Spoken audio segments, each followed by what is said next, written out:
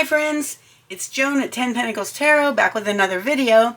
Today I'm going to do a review of the Wild Unknown Alchemy deck and guidebook written and illustrated by Kim Krans. Now, some of you may know the name Kim Krans because she's pretty well known in the tarot community for having created the Wild Unknown Tarot deck and guidebook and the Wild Unknown Spirit Animal deck and guidebook, as well as the Wild Unknown Archetype deck and guidebook.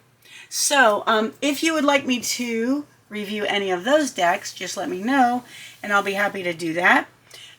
So let's take a look. This Wild Unknown Alchemy deck and guidebook is her latest creation, and I love the packaging of all of her decks, and this one is no exception.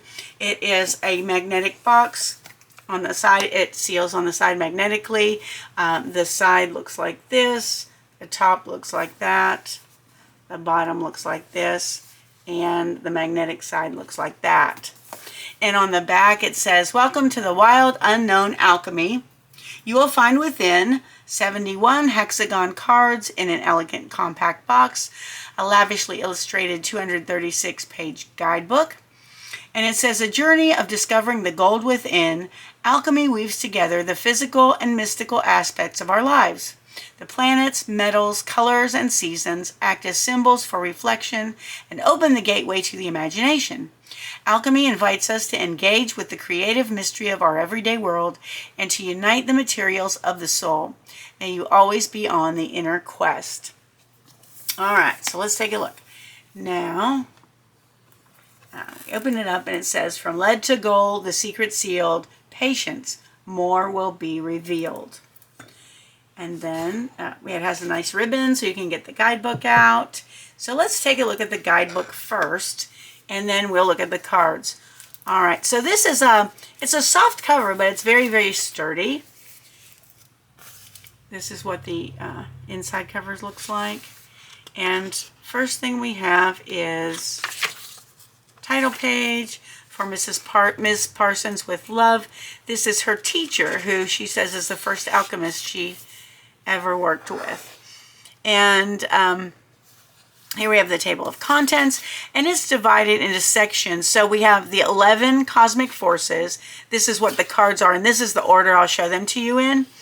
It has the 4 colors, the 4 seasons, the 22 materials, the 22 mysteries, and the 8 operations. Okay, so we will look at those cards in a minute. It says, "When the student is ready, the teacher disappears. The story of my alchemical beginnings." And I have to say, Kim Krans is a super deep thinker. Her writing is really excellent too. She's a very good writer. All right, and she talks about her teacher here. Here's a picture of the teacher, Miss Parsons. Here is a picture of Kim in her high school days. And we keep going. This is a really interesting story. The hive of influence, alchemical texts she used, so that's her bibliography, alchemical teachers and fellow practitioners, and alchemical laboratories. Then she has the origin of alchemy, and here are alchemical terms, and then alchemy, like the great mystic traditions of art, music, and poetry, it defies definition.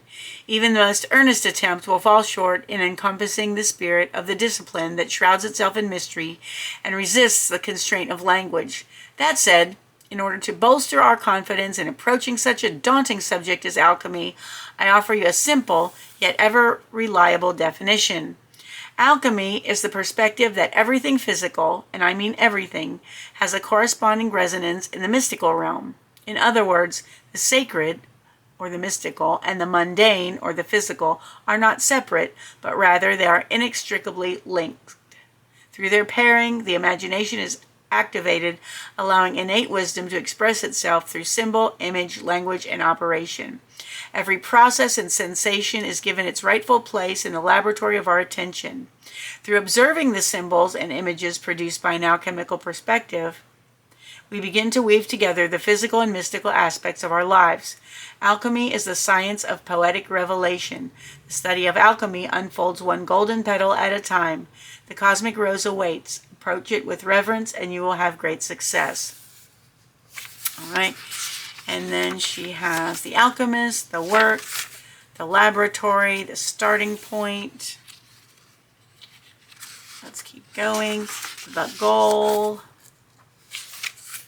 Alchemical practices, alchemy as the study of fire, alchemy as the study of metaphor, alchemy as the study of life force, alchemy as the study of time, alchemy as the study of duality, and alchemy as the study of relationships. Okay, types of alchemists: the awakening alchemist, the secret alchemist, the shadow alchemist, the future alchemist. Understanding the deck, and here is what I found out: the 11 cosmic forces, the 4 colors, the 4 seasons, the 22 materials, the 22 mysteries, and of course this all goes into depth. The 8 operations using the deck. Okay, so I won't read this whole thing. As you can see, there's a lot of reading involved. It's really in-depth, and it's very, very good. It says, as is the case with all of the Wild Unknown decks, the Alchemy deck can be used as an educational tool, as a source of inspiration and creativity, or as an oracle deck in readings. There is no wrong or right way to use the cards, as they are doorways leading you deeper into the work. Though these cards can certainly be used in combination with other decks, the hex-shaped cards lend themselves to interlocking formations unique to this deck. All right.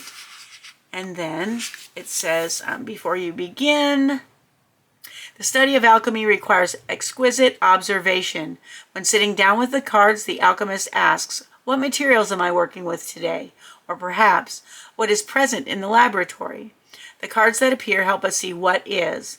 Our job then is not to rush to find meaning and explanation, but to sit back and look at the cards from an alchemist's point of view. Okay, and then it goes on. It talks about the essence, a single card reading, a 2-card reading called Less is More, a 3-card reading. There's a 4-card reading and a 5-card reading, a 7-card reading, and another 7-card reading, and then it talks about card rotation, and then it begins. Start where you are, start with curiosity, trust the imagination. With it you will have great success. With it you are a divine alchemist. The world needs you, more will be revealed. And then it goes on and it talks about the cards. Now, of course, the cards are actually in color, but the pictures in the book are not. It has a description of the card. To go deeper, it gives you a suggestion of something to read, to ponder, something to think about, to consider how reliable the sun is. So it gives you like just thoughts about the subject of the card, which is very interesting. And then it goes on and it does that for all of the cards. It breaks them into groups, the 4 seasons and so on. And we go through all the way. And we'll do a 1-card reading at the end. Okay, and then we go, we're almost at the end. And that is the last card. And that's all. So that is the book.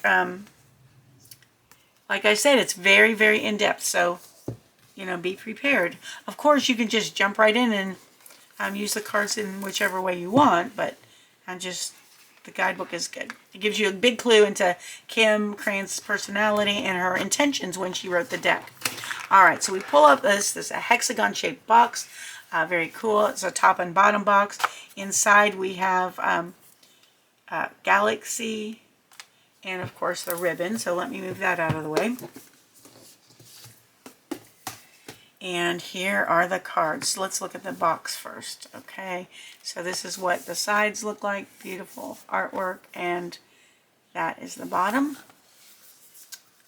So let's take a look. All right. Again, inside the box we have space. There's a ribbon to pull the cards out with, which is always handy. Handy dandy. Again, a picture of space inside the box. All right, on the back of the deck card, it's this. This, I believe, is a mystical rose. And then, of course, the cards are this way. The cardstock is matte finish. Okay, so it's matte finish. You can see there's no really gloss on it.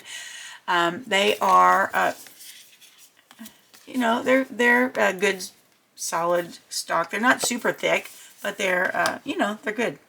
I like them. All right, so let's look at the cards. So there's number one is the sun. You know, maybe if I do this, it'll be easier to see. Yeah, there we go. All right, the sun,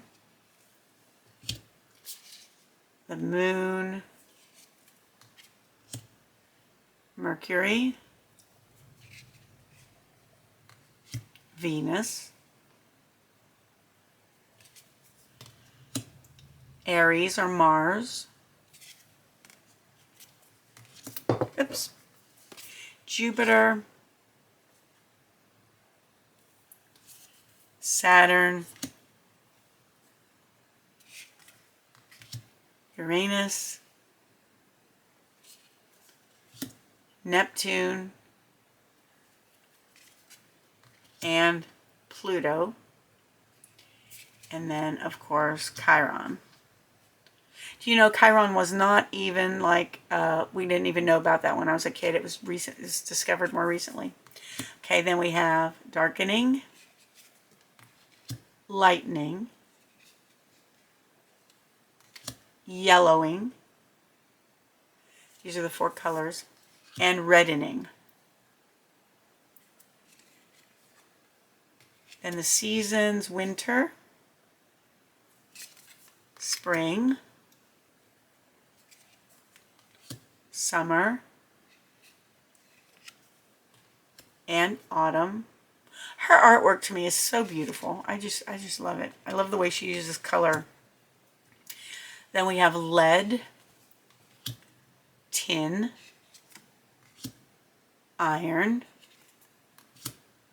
copper,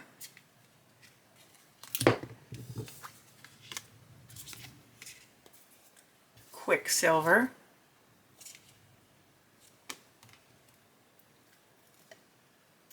silver, gold, and then we have antimony, wise salt, sulfur, glass, sugar, smoke, ash, vinegar, oil of vitriol, breath, blood, resin, fog, virgin's milk, sap of the moon plant, the void, the uncreated, the new pearl, the great serpent, sparks of light. Oops, I missed one. There we go. Raven's head,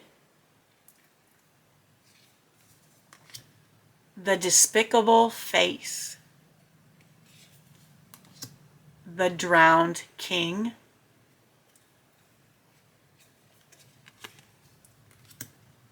Mystical Sister, Chaos, Earth's Heart,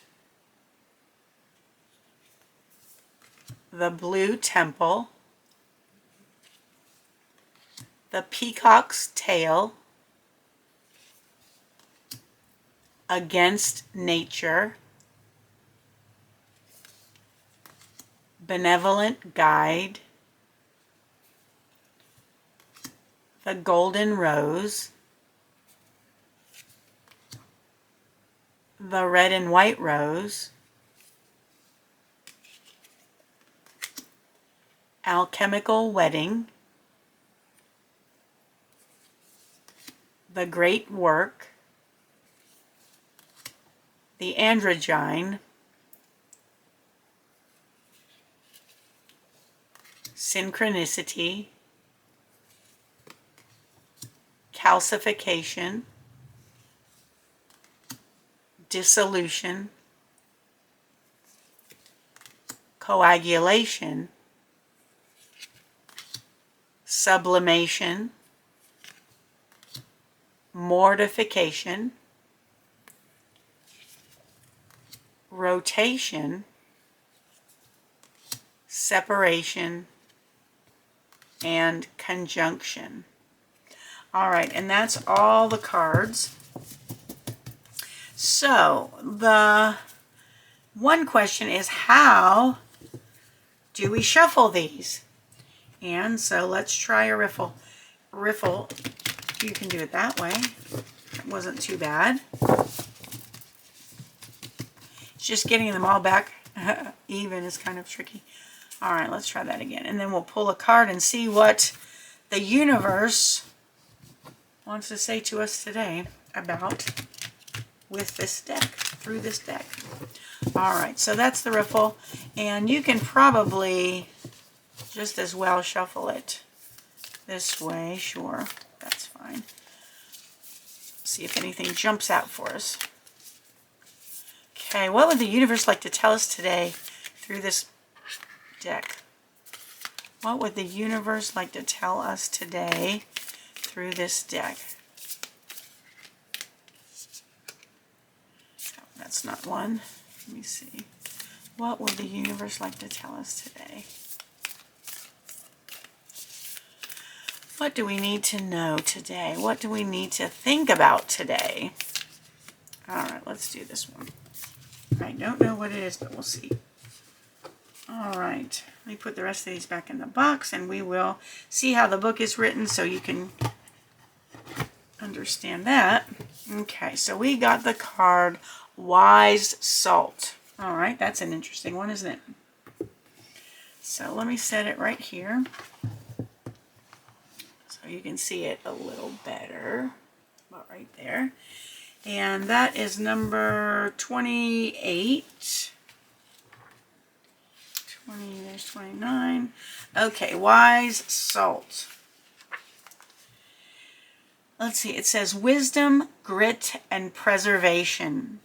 Wise salt is the sacred ingredient of preservation. In due time and with due experience, the alchemist slowly develops these granules of wisdom that can someday be passed to another.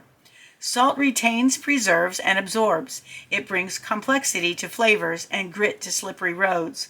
Such is the magic of sal sapiente. Sapient? I don't know.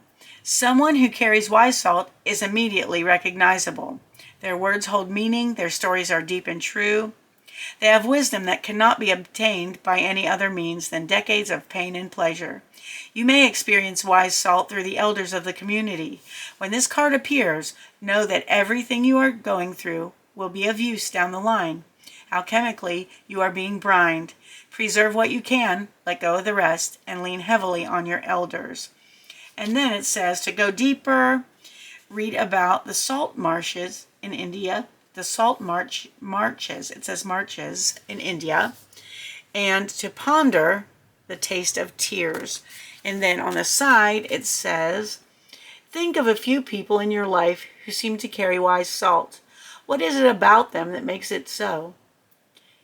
Was their depth easily acquired?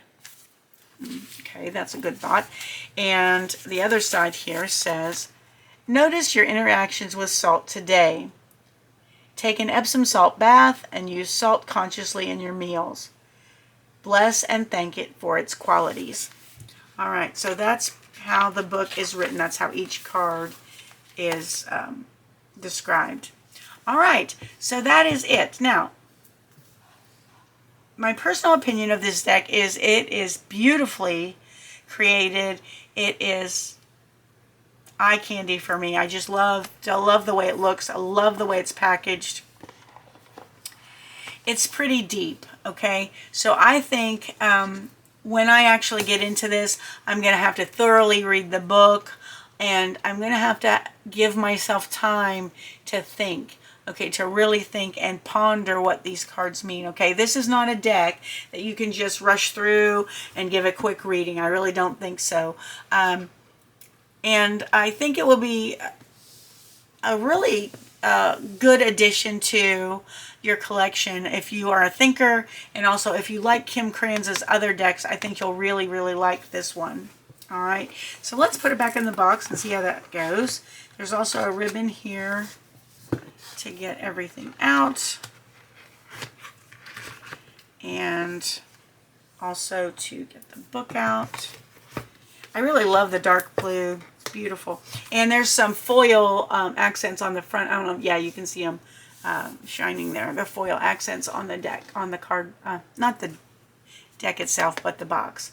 All right, so that was my review of the Wild Unknown Alchemy Deck and Guidebook by Kim Krans. If you'd like to see me review any of her other decks, please let me know in the comments. If you enjoyed this review, please give it a thumbs up. And if you'd like to subscribe to my channel, it would be great, because then you won't, and hit the notification bell, because then you won't miss any upcoming videos. I have other decks, tarot deck reviews, oracle deck reviews, and I also do some other types of divination sometimes, as well as tarot readings. If you'd like a personal tarot reading by me, there are the information is in the description box. So thank you so much for joining me. I really appreciate you being here. I hope you have a wonderful day, night, morning, whatever it is where you are, and I hope to see you again soon. Take care. Bye-bye.